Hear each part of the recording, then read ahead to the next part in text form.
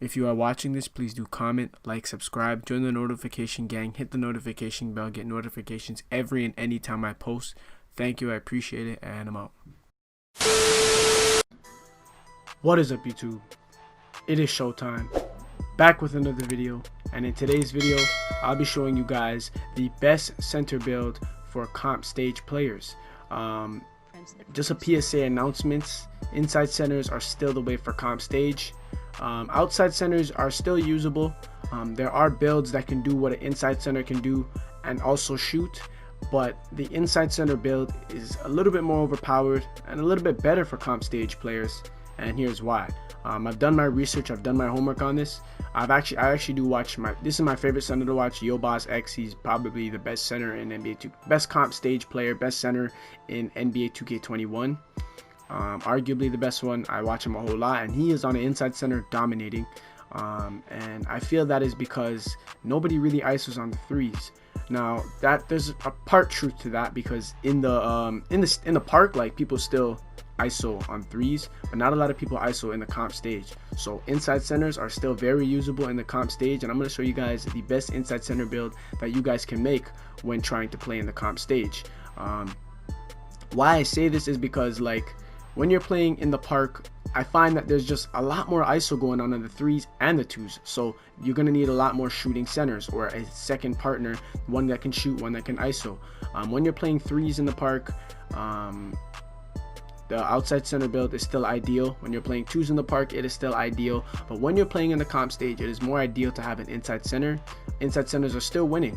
I don't know if it's because, like, outside centers are not as confident, but I feel like it's just easier to be able to have an inside center in the comp stage that just sets screens and gets boards while the lock sits corner and the guard cooks on top. It hasn't changed from last year, still the same method. This doesn't go for everybody. Some people still do use the outside centers in the comp stage or the stage or wherever kind of stage environment or atmosphere they're in. This is just an opinion that I have. I've been watching a few stage games. As you guys know, stage is not 24 hours 24/7 anymore. It is an event that comes and goes. I've been watching a few clips of them, and I'm soon to participate in some of those events. I'm still getting my max badges because I haven't been playing this game as much as I'd like to, but once I do, I'll be in the stage trying to get you guys clips, having fun in the stage. I think I'll be making this exact inside center build when I start playing stage or comp stage. It'll be a whole lot of fun, so let me know how you guys like this build, and we'll get straight into the video. So to start off with the build, you guys want to make your build a power forward as usual. Handiness doesn't matter, and your jersey number doesn't matter. For the height, you want to go 6'8". 6'8" is the ideal power forward center build height. As you guys have known this for the past 2 years, 6'8" are just overpowered. For the weight, you want to go the lowest. That way, the fastest, the quickest. You can guard everybody. You can hedge quick. It's a must to have your weight the least. And for your wingspan, you want to go the max wingspan. That way, you're able to play the best defense possible, get the most amount of boards possible, and do what an inside center does. And for your body shape, you want to go burly. That is strictly cosmetic. It will not affect how you play the game, but it's just ideal to have a burly body shape. No homo. Now for the finishing, you want to go, how I did this was I got myself 20 finishing badges. I took off some driving layup to get 20. 20 is good enough. You need 20 because you are an inside center. 20 could be more than enough. You can go with 15 if you really wanted to, but I decided to go with 20. 20 is ideal for this build. What you want to do is skip the shooting because we are an inside center. This is the regular paint piece build, and what I did was I will just leave my ball. I will max out my speed with ball and leave my ball handle at a 57 for now. We're gonna go with 5 for now, but I'm gonna show you guys a few tips and tricks that a way you can get even more playmaking badges. So here's what I did here. I maxed out my everything, my block, my offensive rebound, defensive rebound. Before I move on to the steal, perimeter defense, and interior defense, I max out all my physicals, and I can do so. I can afford to max out my physicals because I didn't upgrade my shooting, because we are an inside center. This can be looked at as very overpowered. You have a high vertical, you can get a lot of boards, you have strength. I like having max physicals. Not a lot of people do or think it's ideal, but you have the space, you have the room, you have the points to do so, so why not? Then I came back to my defensive rebounding. I decided to max out my steal, max out my interior defense first, and then I maxed out my perimeter defense. Now here's where I start playing around with it a bit. So first we'll start off with the perimeter defense. What I did was I took my perimeter defense down right up until I lost clamps. I wanted to keep clamps. You don't have to. I just felt like I wanted to, just in case I get ISO'd. I find that I do get ISO'd quite a lot. You don't need clamps at all by any means this year. I'm just going to show you guys a way that you guys can actually play around at points to make your inside center OP. This build is very secret. It's like, this build is just, I don't think a lot of people have caught on to it yet, but I'm going to show you guys because I'm here to put you guys on. Next, I moved on to my interior defense. I put down my interior defense right up until it affected my brick wall and hot stopper Hall of Fame. I really want those two badges Hall of Fame to have brick wall, set big bodies, and hot stopper. Once you reach the 78 interior defense stat, it starts to go down, so definitely just leave it at 79. Now I still have 30 defensive badges. It hasn't affected anything. I came to my steal and I actually took that down until I lost pickpocket Hall of Fame. Do I need pickpocket Hall of Fame? Probably not. You can even take it all the way down until you lose 30 badges, so you can leave your steal at an 86. Some people find it ideal when all your red is maxed out, but you really do not have to because you still have 30 defensive badges. Your steal's at a good enough rating. Maybe for my sake, I'll leave mine at the pickpocket Hall of Fame. I might change this. I will show you guys as I go along. Now we have all these extra points and we have nothing to spend them on. That's the tricky part. We have a whole lot of cap space to start capping out our playmaking. Now, people don't look at playmaking as something you need for a center, but it can be very overpowered, and I'll show you. So I maxed out my ball handle. I'm at 6. I still have more points to go. You can go all the way to 10. Now, that's not even it. So you have 10 playmaking, 20 finishing, 30 defensive. That's not it. You still have 30, and you can still take away something. So you can probably take away... how I'd probably do it is I'd probably take away my steal all the way until I lose 30. Now we still have more points. You still get all the ideal center badges that you need on Hall of Fame, and you can come back to your playmaking and get 11. We're still not done here. You can come back up here and lose that clamps, or I would probably lose the clamps because you will never need it, seeing that you are an inside center.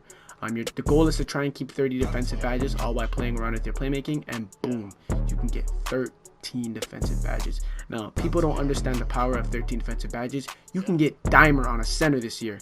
If you guys know what Dimer can do to you, you guys know to be a paint beast, an inside center, and have Dimer is overpowered. All your passes to your guards, your locks in the corner, they all have Dimer to it. Who's gonna miss with Dimer on a center? It's ridiculous the things you can do with this build right here. This is the build I'm probably gonna go with. Some people don't find it ideal to be like touching your red. People think you have to have all max red, all max red. As long as you have 30 defensive and everything's over 75 rating, you're good to go. Your steal's high enough. You're barely gonna steal the ball anyways, unless you do a full switch on a screen. Your perimeter defense, you only need that for hedge, and you have 78, so that's more than enough. Your interior defense is a 79. The max is like an 83. There's really no difference, and it doesn't affect any major badges. This is an ideal build. Now, if you guys still don't feel comfortable with that, you can come down to your strength and actually touch up your strength. So you do not need max strength. We know that. You never did, never really do. What I did was you can come down, touch your strength until it affects something important. You can pretty much play with it all you like. It doesn't look like it affects any of my badges. Nothing has really changed except back down Punisher, which I don't really need. And then you can come back to your defensive stats and change them and maybe up them. So if you still want that clamps, you can have it. You can just max out whatever. You can still play around with your strength. It doesn't look like until it reaches 53. When it reaches with 53, it will start playing with your brick wall and your hot stopper. So then you want to bring back up your interior defense, and now you have more space. You have a 54 strength. You really don't ever really need strength. You can max out these and play around with these and get more badges. Your steal. How I would go about it is I probably want max strength. I feel like people sleep on max strength this year, especially on an inside big. It'll be overpowered in the stage. I get a lot more boards over anyone because they don't have strength. Strength doesn't play a major factor, but I still feel like this year it plays somewhat of a factor. So this is the build I decided to go with. 13 playmaking. I have 20 defensive, 30 defensive. If you still think 13 is enough, you can go with 12. You can take some down until you have 12, and then come back to your, let's say, interior, and make that an 80 and make your steal an 87. Feel free to do whatever you want. It's completely up to you the way you want to be able to make your build. So how I did this again was I wanted the 13, so I just took some down until I have my brick wall. I had to up my interior defense to a 79. I have 30 again. I'll probably go with the 12. Let's see here again. Yes, 13. There we go. So we have the 20 finishing, the 13 playmaking, and the 30 defensive. I think this is overpowered. I don't feel as if you need clamps. If you do want clamps, you can always switch it around and play with it. And for the takeover, you want to go finishing. and you want to go to the glass. Now how I actually switch this around actually in the stage, it's actually important for glass cleaners, paint beasts to get boards. That's all you really need to do. So you can go box out wall and finishing, or you can go double glass. I'll probably go with the box out wall and the finishing moves take. So as you guys can see here, we end up having a glass cleaning slasher. Now this build is so overpowered. You can do a whole lot with this build, especially in the stage. This is more of a stage build in the park. You can use this build in the park, but it's more ideal to have an outside center for me personally.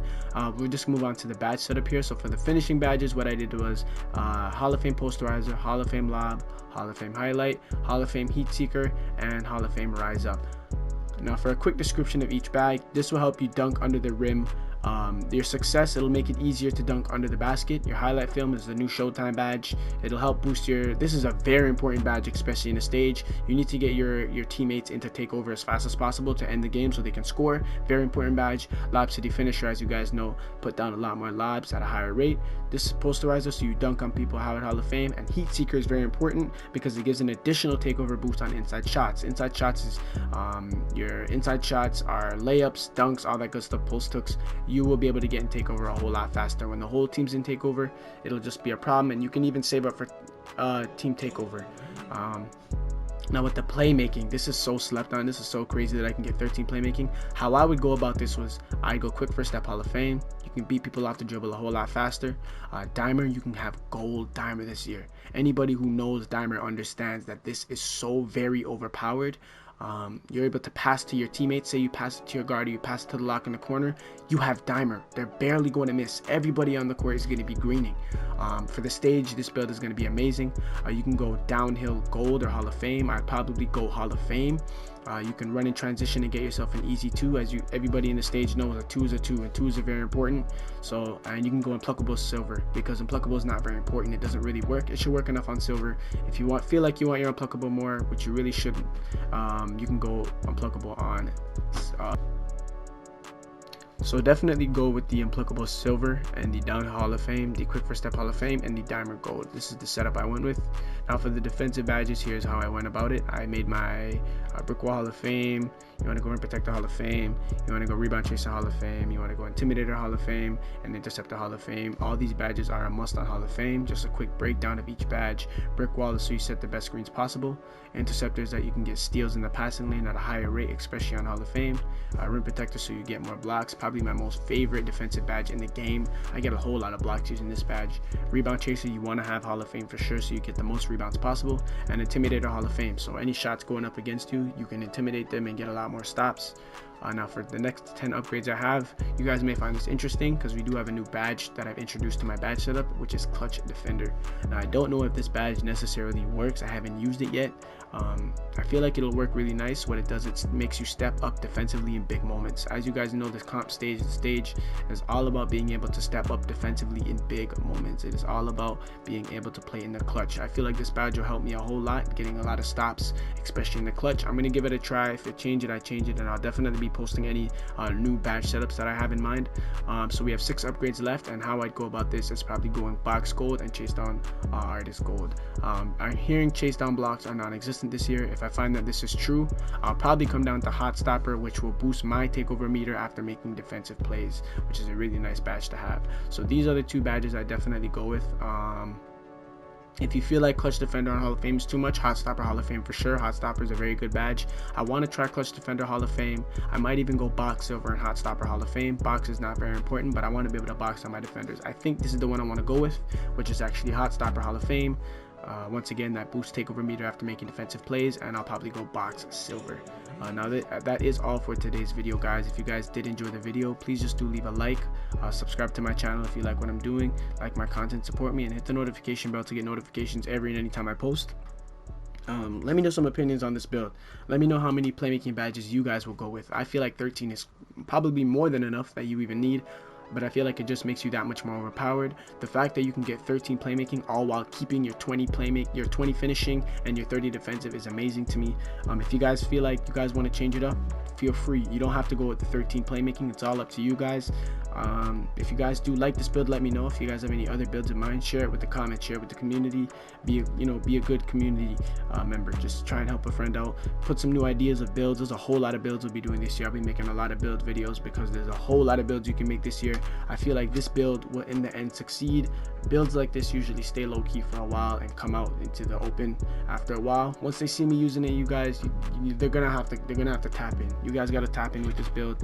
Super overpowered build. Once again, thank you guys for tuning in. I appreciate each and every one of you guys subscribe to the channel, viewing, and I'm out.